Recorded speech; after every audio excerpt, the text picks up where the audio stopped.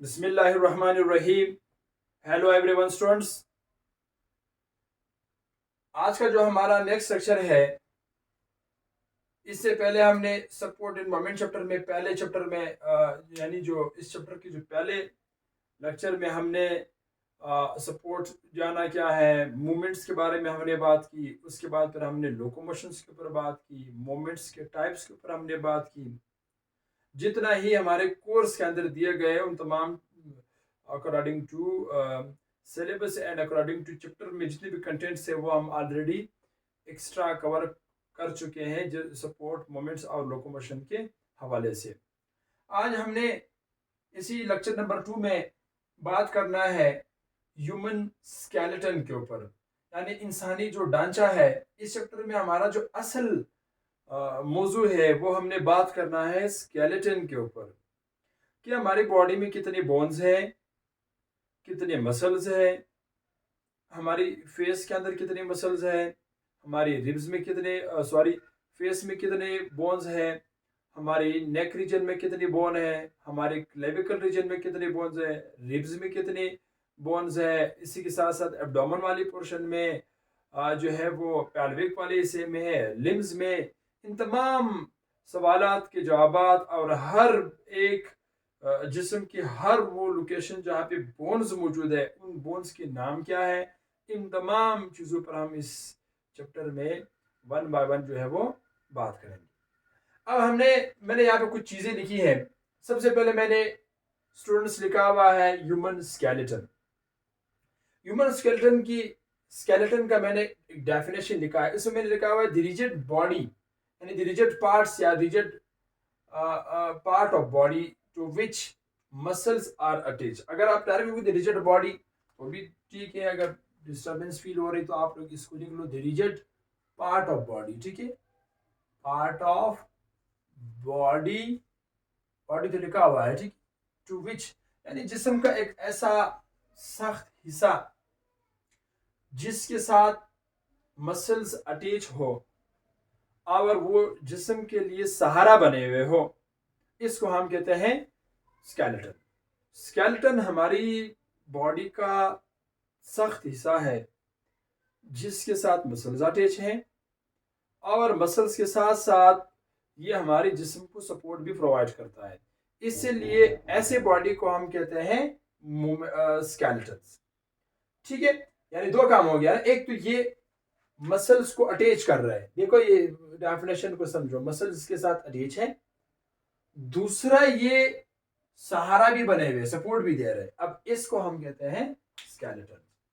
Skeleton दो किस्म के होते हैं। एक हमारे पास होते हैं एंडोस्केलेटन, एक हमारे पास है एक्सोस्केलेटन।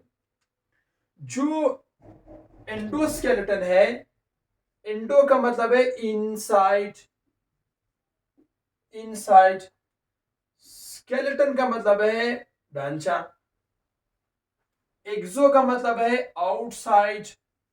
ठीक है, आउटसाइड। स्केलेटन का मतलब है ढांचा। अगर किसी भी जानदार में ढांचा, गौर से मेरी बात सुनो, कोई भी जानदार की लफ्ज भी छोड़ दो, किसी भी ऑर्गेनिजम्स में अगर स्केलेटन इनसाइड की तरफ है, ठीक है, स्केलेटन क्या है, इनसाइड की तरफ मौजूद है और मसल्स आउटसाइड की तरफ मौजूद है, तो इसको हम कहेंगे एंडोस्केलेटन। यानी ये खास करके स्टूडेंट्स ये देखा गया है, जैसे हम ह्यूमन बीइंग्स है, हमारा ढांचा अंदर है, मसल्स बाहर। मिसाल के तौर पर अभी हमारी ये जो बॉडी है इसके ऊपर यहाँ पे मसल्स मौजूद है, ठीक है, और बोन्स या ढांचा जो है वो अंदर की तरफ है। तो अब हमारा जो बॉडी है इसमें जो ढांचा है, दरअसल ये असल में एंडोस्केलेटन है। जबकि जो एक्सो है, एक्सो का मतलब है बाहर की तरफ, एक ऐसा ढांचा जो जिस्म से बाहर हो और मसल्स अंदर की तरफ मौजूद हो, ऐसे ढांचे को हम कहेंगे एक्सोस्केलेटन। ये खास करके कॉकरोच हुआ, कॉकरोच में आपको नजर आएंगे, ग्रासुपर हुआ। बकायदा स्टूडेंट्स यहाँ पे हर एक जानदार का इमेज अवेलेबल है, आप देख सकते हैं अगर किसी को ग्रासुपर में, जैसे बग हुआ, ठीक है, इमेज अवेलेबल है।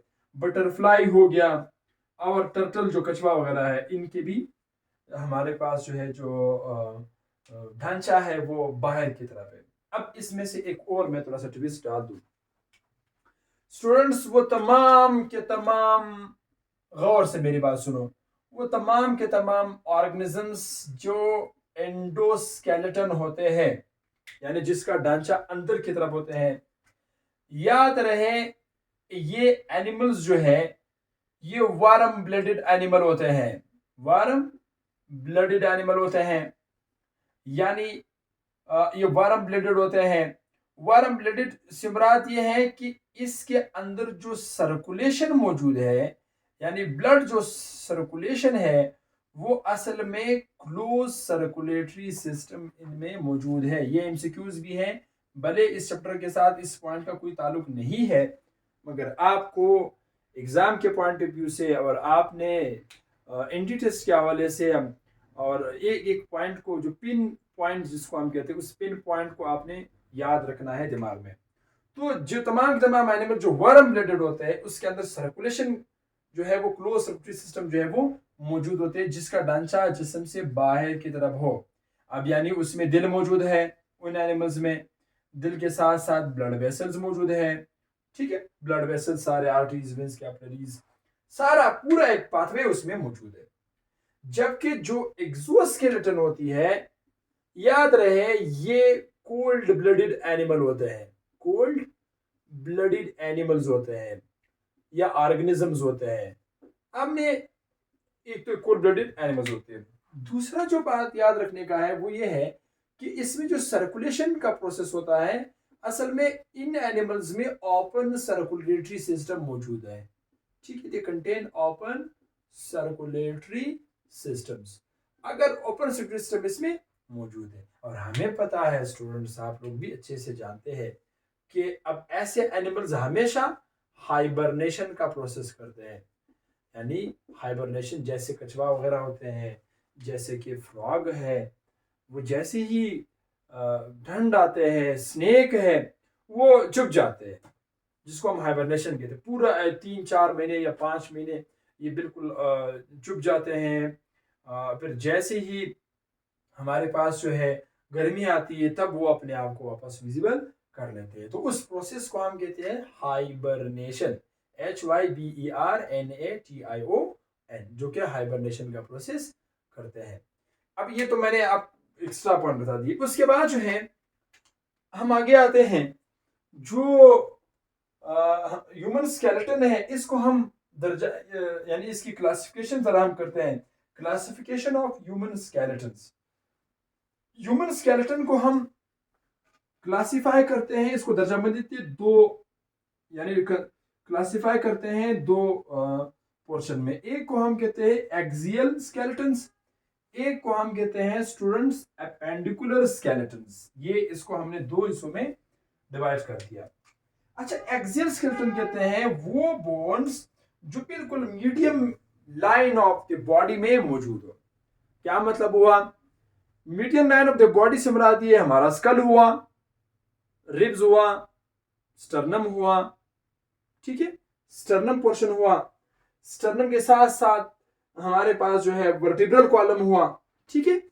जितने भी हमारे जिस्म का जो मीडियन लाइन है, जो बिल्कुल दरमियान वाली लाइन है, इसको हम कहते हैं ये, यानी अगर बोन्स बॉडी की बिल्कुल मिड वाले हिस्से में लाइन अप हो, टॉप से लेके, यानी हेड से लेके बिल्कुल बॉटम तक जो है, जिनमें से हमारा स्कल आते हैं, निक वाला रीजन आते हैं, क्लेविकल वाला रीजन आते हैं, उसके बाद फिर स्टर्नम सीने की हड्डी हुआ, रिब्स हुआ, इसके बाद नीचे आते हैं पैल्विक गर्डल वाला जो एरिया है। इसमें जितने भी बोन्स है, इन एरियाज की जो बोन्स होती है, इसको हम कहते हैं एक्सियल स्केलेटन। दूसरा हमारे पास है एपेंडिकुलर स्केलेटन।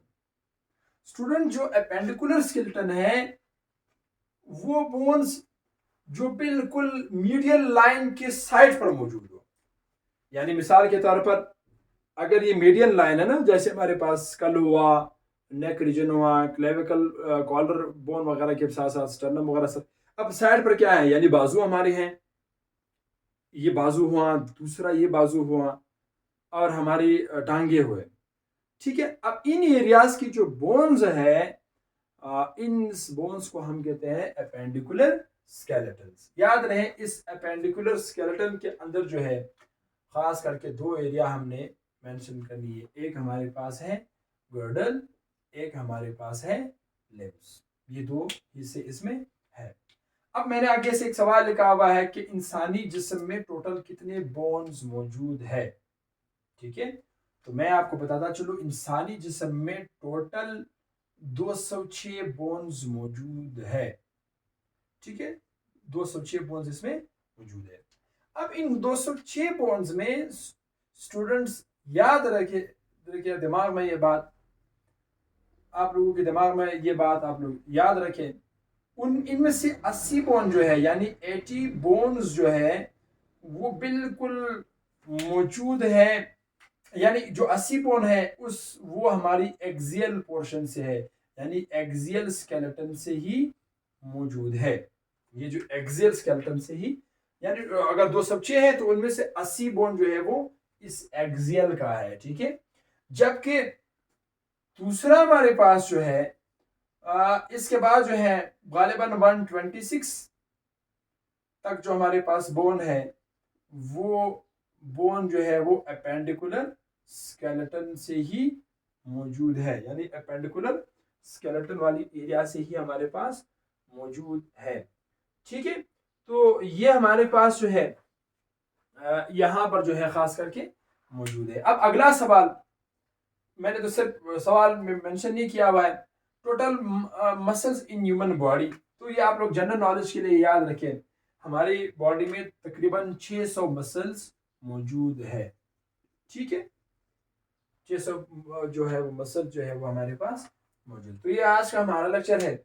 हम इंशाल्लाह अज़ीज़, जिंदगी ने वफा किया तो हम अपनी नेक्स्ट लेक्चर में हमने आगाज करना है एक्सियल स्केलेटन में, एक एक बोन का नाम, वो सारा कुछ लिख के सब सीक्वेंस के साथ इसको याद करने की कोशिश करेंगे।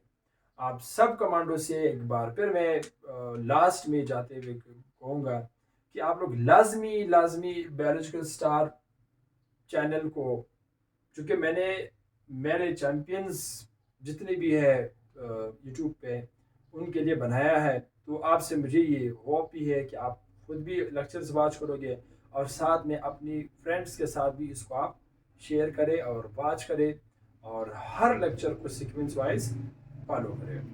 क्योंकि स्टूडेंट्स एक बात हमेशा याद रखिए, मैं जितना भी एफर्ट्स करता हूँ मैं सारा के सारा आप लोगों के लिए करता हूँ, क्योंकि मैं जो हूँ वो आपकी वजह से हूँ।